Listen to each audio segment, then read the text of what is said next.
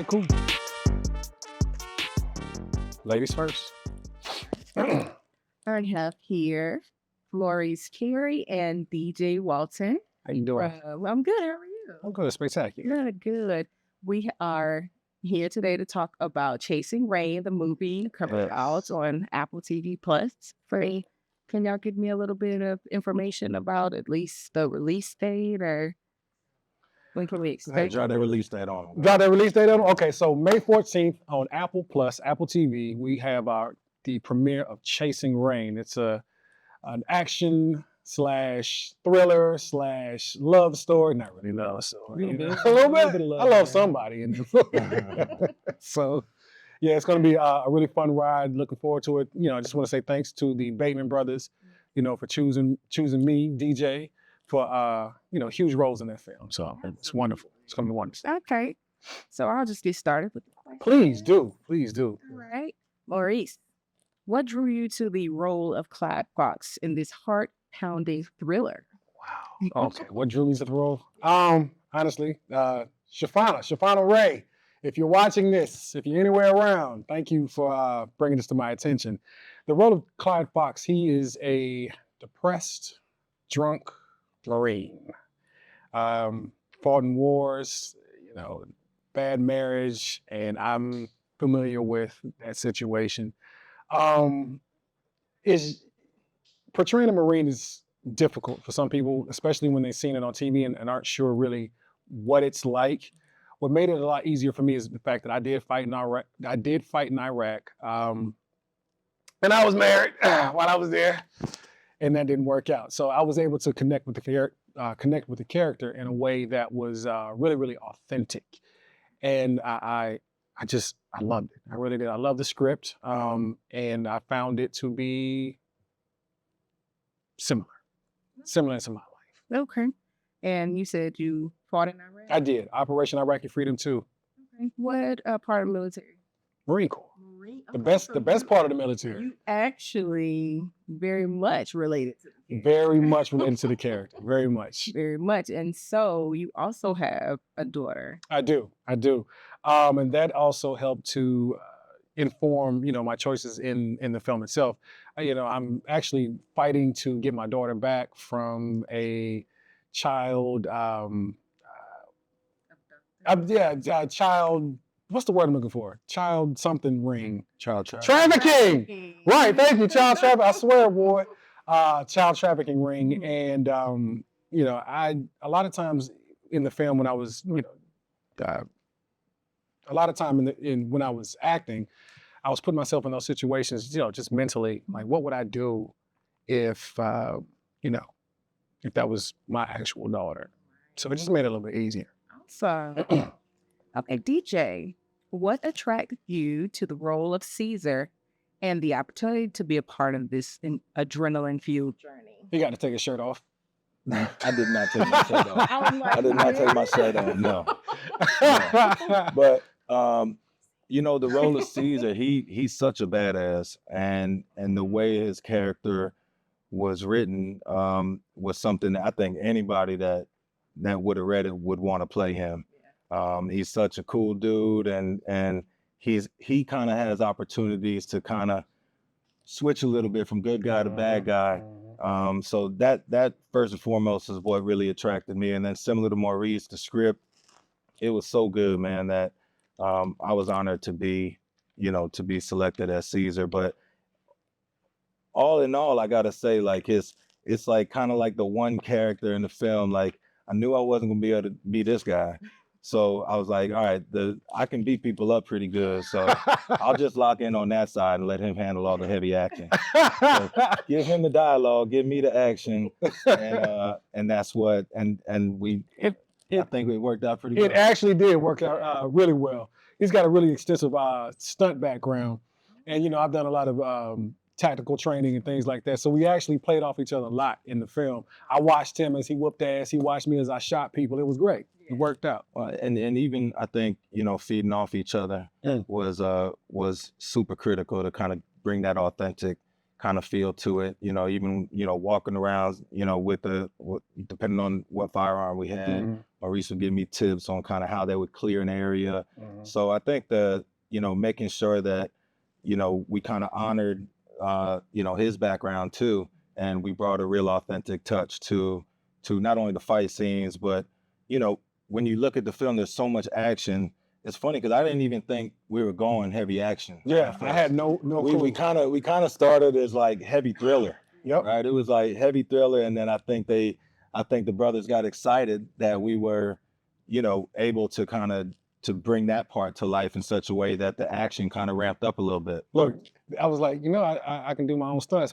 What? They was ready. Let's be ready. Yeah, so once the twins got hold of that, it was on. Absolutely. We had a lot of tired days. Yeah. Oh, man, yeah. That final fight scene, just make sure y'all see the movie, that final fight. Final fight. Yeah, that's official. It really is. Got to see that. Okay. Maurice, can you share any challenges you faced while portraying the emotional depth of your character's past trauma? Absolutely.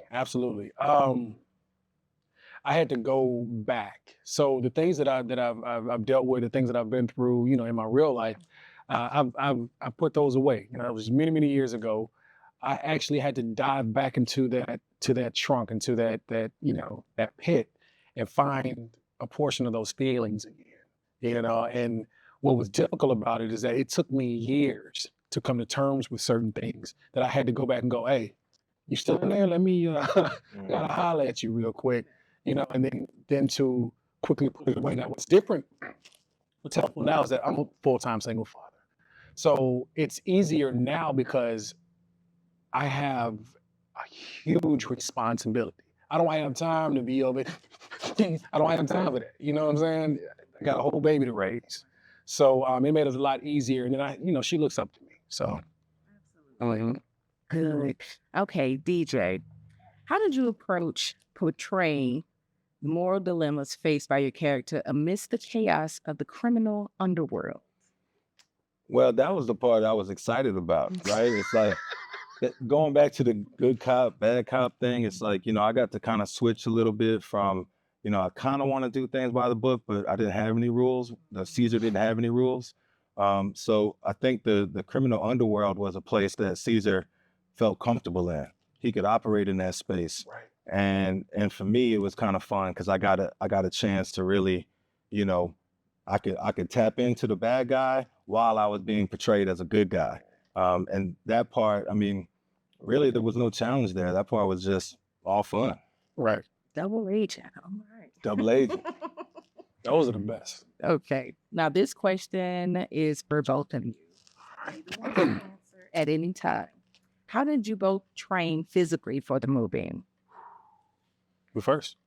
I was actually in the middle of training because I'm a boxing coach. So at the time we had a bunch of fights coming up. So I was in good shape and I was ready for the role. I think the physical aspect of it was kind of came natural. A lot of the stunt work that we did was kind of tailored around fighting. Which is good because that kind of stunt work I'm happy with. I ain't jumping out of buildings. I ain't getting set on fire, and I ain't get hit by a car. Damn, those are my did all of no's. those. No, those are my did all of no's. So those are my no's. But when it comes down to fighting, I'm super comfortable. And that's just a space that I was really familiar with. So I felt like the timing of this kind of lined up really well. That I was in really good shape. I was able to handle the role. Awesome. You had to get out of shape. I had to get out of shape. So what was wild was the character. He's a depressed drunk, and so Psychotic too. Wild. And so one of the things that I talked with the Bateman brothers it was like, hey man, we need to chill out with the push-ups. And so it was actually really comfortable. You mean I just get to eat? Okay, I can eat. No. Okay, I can do that. The best part though was after the film, when I had to put all that work in to kind of get back into shape. Because the other thing too is I had to compete with this guy. I had to make it look good. And it's a lot of work, man. This dude here, tell you, you can check out his gram right after the film. I was tapping into all the lives. Right. I was getting workout tips, man. You were doing shit I never even heard of. Really? Truck pulls is my favorite. So my Escalade. Yeah. My Escalade. You know, my Escalade. My Escalade. What was your favorite moment on set while filming this movie? My favorite moment. My favorite moment, it wasn't even about a scene. It was actually about the directors. The moment the directors showed me respect and actually listened to some of my suggestions and the things that I was like, I think this may work a little better. That is a moment for any actor, to know that their input and their ideas and their visions are also respected. Because you can go somewhere and you could be working with a director or working with a team, and they have their vision. They don't want to hear nothing else. And you're saying like, yo, Marines don't talk like that, or Marines don't walk like that, or that's not something a Marine would say. There are a number of moments in the film where we're using terminology that only a Marine would know. And once you see it, I love how they did this. I don't know if you saw it, but they did like a definition. Like I'll say a word like Jody. And they did like a definition next to it. It was super dope. But I really appreciate it being respected. You know, just like any man just wants to be respected. Just hear me out. You don't gotta take my advice, but at least listen to me. Okay, DJ. Can you share any anecdotes from behind the scenes while filming the high stakes scenes? Anecdotes from behind the scenes, well, I think the thing that is probably going to excite a lot of people is Courtney Wu, who was incredible, super believable.